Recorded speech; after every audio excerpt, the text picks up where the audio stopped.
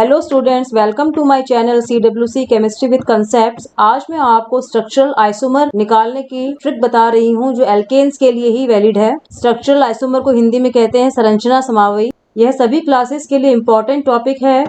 10th से लेकर higher classes और कॉम्पिटेटिव एग्जाम्स में भी कभी कभी आपको कोई एल्केन का नाम देकर उसके स्ट्रक्चरल आइसोमर पूछ लिए जाते हैं। तो एल्केन्स होते क्या हैं? एक ब्रीफ इंट्रोडक्शन।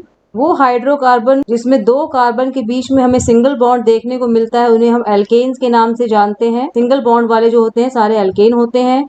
इनका फॉर्मूला होता है कॉमन फॉर्मूला CnH2n+2। N जो है number of carbon atom. Generally हम जो स्ट्रक्चरल आइसोमर निकालते हैं वो बना बना के देखते हैं उसके बाद निकालते हैं। आज मैं आपको शॉर्ट ट्रिक बताऊंगी जिसमें आपको बहुत कम टाइम में ही आप सारे आइसोमर्स जो हैं एल्केन्स, फर्स्ट एल्केन से लेकर 10th एल्केन तक के निकाल लेंगे। फर्स्ट एल्केन जो होता है हमारा मीथेन होता है CH4।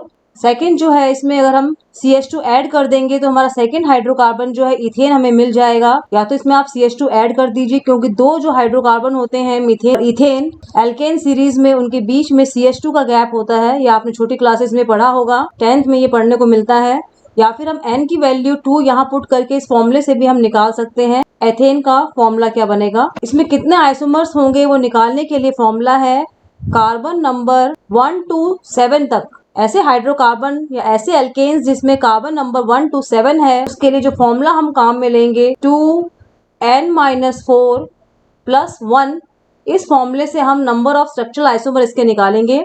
मैं C=1 जो है उसके लिए आपको वैल्यू पुट करके दिखा रही हूँ। C1 जो है उस हाइड्रोकार्बन को हम मेथेन बोलते हैं। ये रहा। इस फॉर्मूले से, इस ट्रिक वाले फॉर्मूले से आपको उसके स्ट्रक्चरल आइसोमर संरचना समावयी कितने होंगे बता रही हूँ मैं आपको। सिंगल कार्बन है N को 1 लिख देंगे। N जो है नंबर ऑफ कार्बन एटम्स, मैंने ऊपर ही बताया है। इसमें भी N जो है नंबर ऑफ कार्बन एटम्स ही हैं। 1 कार्बन है तो 1 लिख दिया मैंने। -4 + 1 हमारा हो जाएगा 2 to the power -3 + 1। ये एक नेगेटिव नंबर है, इसको हम नेग्लेक्ट कर देंगे, छोड़ देंगे तो हमारा आंसर आएगा 1।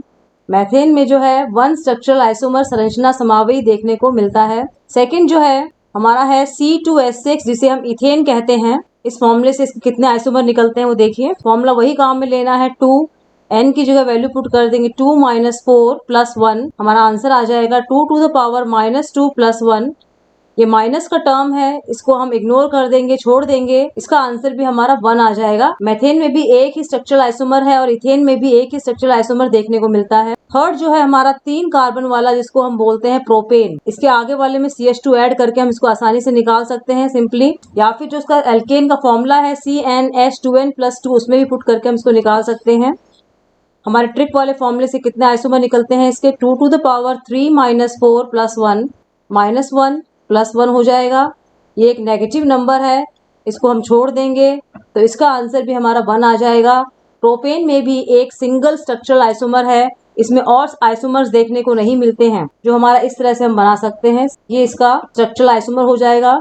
इस जगह जो खाली है यहाँ पर हाइड्रोजन जुड़ा हुआ होता है और कोई तरीका नहीं है इसके स्ट्रक्चरल आइसोमर बनाने का। स्ट्रक्चरल आइसोमर बच्चों होते क्या हैं? जिसमें फॉर्मूला सेम रहता है लेकिन उसको लिखने के तरीके हैं अलग अलग होते हैं, उसको हम स्ट्रक्चरल आइसोमर कहते हैं। नेक्स्ट हमारा जो है ब्यूटेन है C4H10। प्रोपेन में CH2 ऐड करके हम निकाल सकते हैं। फॉर्मूला पुट करेंगे, यही लिख लीजिए 0 + 1 एनीथिंग रेज टू 0 1 होता है।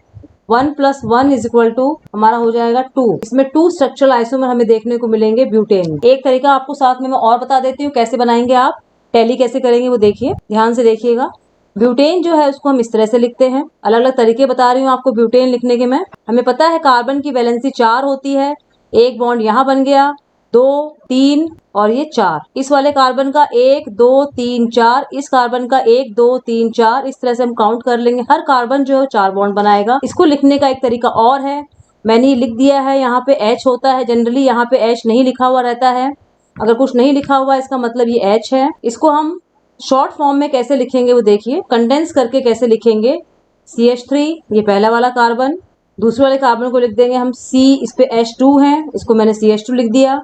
तीसरे वाले कार्बन को मैं फिर CH2 लिख दूंगी और जो लास्ट वाला चौथा कार्बन है इसको हम फिर CH3 लिख सकते हैं। एक तरीका ये है इसको लिखने का। एक तरीका और है वो देखिए, हम सिर्फ बिंदी के रूप में एक छोटी सी डॉट लगा के इसको छोड़ सकते हैं। जितने कार्बन उतने डॉट लगा दीजिए, 1 2 3 4। अगर एग्जाम में आपको इस तरह से लिखा हुआ मिलता है। जनरली छोटी क्लासेस में आपको लिखा हुआ नहीं मिलेगा, लेकिन अगर कॉम्पिटिटिव एग्जाम्स और बड़ी क्लासेस में आप जाएंगे तो आपको ब्यूटेन इस तरह से लिखा हुआ मिलेगा। इस डॉट का मतलब है कार्बन।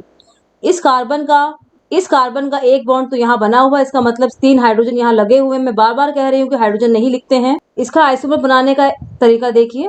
एक तो ये हो गया इसका तरीका लिखने का ब्यूटेन को। दूसरा ये है कि अगर इस चेन में हमने 4 कार्बन लिखे हैं सीधी चेन में, इसको हम सीधा भी लिख सकते हैं, ये इस तरह से भी लिख सकते हैं इसको। एक ही बात है, या इसको इस तरह से लिखो या फिर इसको इस तरह से लिखो, जिसमें 4 कार्बन जो है लगे हुए हैं सिंगल चेन में। इसका एक आइसोमर अगर हम और बनाना चाहते हैं उसके लिए एक ट्रिक है। इसमें सीधी चेन में हमने 4 कार्बन लिए हैं, तो इसकी सीधी चेन में हम दूसरे वाला आइसोमर बनाते वक्त सिर्फ 3 कार्बन लेंगे और चौथे कार्बन को हम यहाँ लटका देंगे। टोटल कार्बन 4 ही हो गए। स्ट्रक्चरल आइसोमर का मतलब ही होता है कि अलग अलग तरीके उसके लिखने के लिए।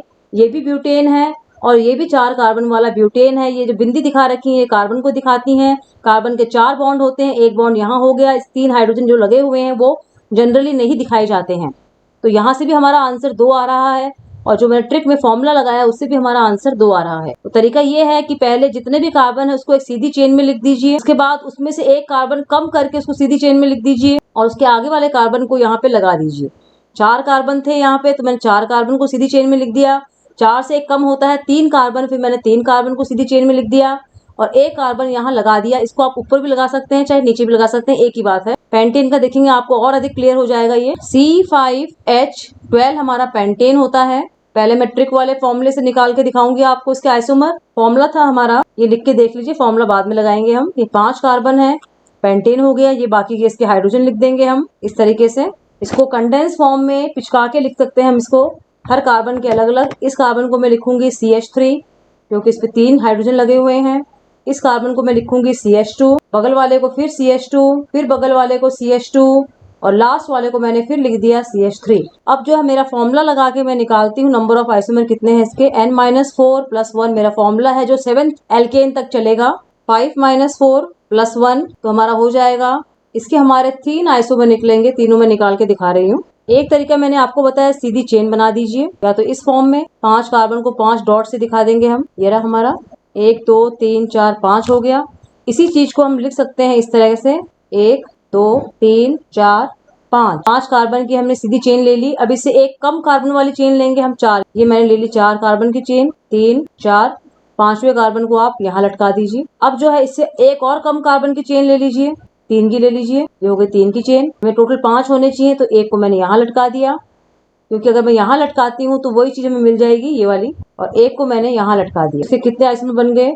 1 2 और 3, और 3 ही हमारा आंसर आया था ट्रिक से। नेक्स्ट हमारा है हेक्सेन।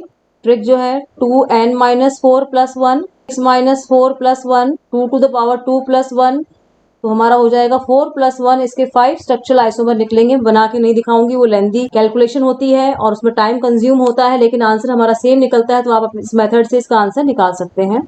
7 कार्बन वाला हम करेंगे हेप्टेन। ये हमारा हेप्टेन है। फॉर्मूला लिखेंगे 7 - 4 + 1, इसको हम लिख सकते हैं इस तरह से, +1 = हमारे 9 स्ट्रक्चरल आइसोमर जो है हेप्टेन के निकलेंगे। अब जो हमारा फॉर्मूला बनता है नेक्स्ट वाला 8 कार्बन के लिए, वो फॉर्मूला हमारा हो जाएगा 2 to the power n - 4 plus, formula जो है 8 कार्बन के एल्केन के लिए बन जाएगा 2n - 4 + 1 की जगह यहाँ हम 2 लिखेंगे, तो हमारा आंसर आएगा वैल्यू पुट करने पे n की जगह हम 8 पुट कर देंगे। 8 - 4 + 2 हो जाएगा। 8 - 4 जो होता है बच्चों 4 होता है, और 2 to the power 4 जो होता है वो कितना होता है? 16 होता है। ये 4 हो जाएगा, +2 लिख देंगे, = 16 + 2 = हमारे 18 जो है स्ट्रक्चरल आइसोमर हमारे 8 कार्बन वाले एल्केन के निकलेंगे। 9 कार्बन के जो फॉर्मूला हो जाएगा वो देखिए 2n - 4 प्लस ये 3 हो जाएगा 9 कार्बन के लिए, तो ये हो जाएगा C9 - 4 + 3, 2 to the power 5 हो जाएगा, +3 हो जाएगा, तो 2 × 2 × 2 × 2 × 2 जो है ये हमें निकालना है और फिर 3 ऐड कर देना है। 2 2 4 4 2 8 16 32 + 3 हो जाएगा, तो 35 जो है आइसोमर हमारे होते हैं C9 वाले, जिसमें कार्बन 9 है उस एल्केन के। C10 एल्केन जो होता है उसके 2 मेथड है निकालने के। एक मेथड तो ये है कि 1 से लेकर C9 तक के जितने भी आइसोमर है उनको ऐड कर लीजिए, जो हमारे आएंगे 75 के आसपास। और दूसरा मेथड ये है 2n - 4 + 1 प्लस n, इससे भी हमारे उतना ही आंसर निकलेगा। तो दो तरीके हैं इसको निकालने के लिए, C1 कार्बन से लेकर C कार्बन 1 से लेकर C कार्बन 9 तक जो है टोटल आइसोमर्स को ऐड कर लेंगे, तब भी हमारा C10 का निकल आएगा स्ट्रक्चरल आइसोमर्स, या फिर इस फॉर्मूले में पुट कर देंगे। देखिए कैसे आंसर आएगा। n जो है नंबर ऑफ कार्बन एटम्स हैं, 2 to the power 6 हो गया प्लस 11 हो गया। 2 to the power 6 हम लिखते हैं इस तरह से, 2 to the 4, 4 to the 8, 16, 32, 64। तो 64 प्लस 11 आंसर हमारा आ गया 75। एक क्वेश्चन है बच्चों, ये आप अपने आप करके देखिएगा इस फॉर्मूले से। Find total number of structural isomers for heptane. Heptane mean 7 carbon, 7 carbon तक वही फॉर्मूला चलेगा, 2n-4 पावर में प्लस 1। 8 और 9 और 10 के फॉर्मूले अलग अलग हैं, तो आप उम्मीद करती हूँ बच्चे निकाल लेंगे इसका आंसर, आपके लिए इजीली रहेगा। फॉर्मूला मैं लिख देती हूँ। 7 कार्बन के लिए निकालना है, पहले तो आप इसका फॉर्मूला लिखेंगे, यहाँ पे मैं छोड़ रही हूँ आपके लिए। ये 7 कार्बन है, पहले तो आप इसका फॉर्मूला लिख के दिखाएंगे मुझे, एल्केन वाले फॉर्मूले में पुट करके, CnH2n+2 वाले फॉर्मूले में पुट करके 7 कार्बन वाले एल्केन का फॉर्मूला आप यहाँ लिख लेंगे पहले।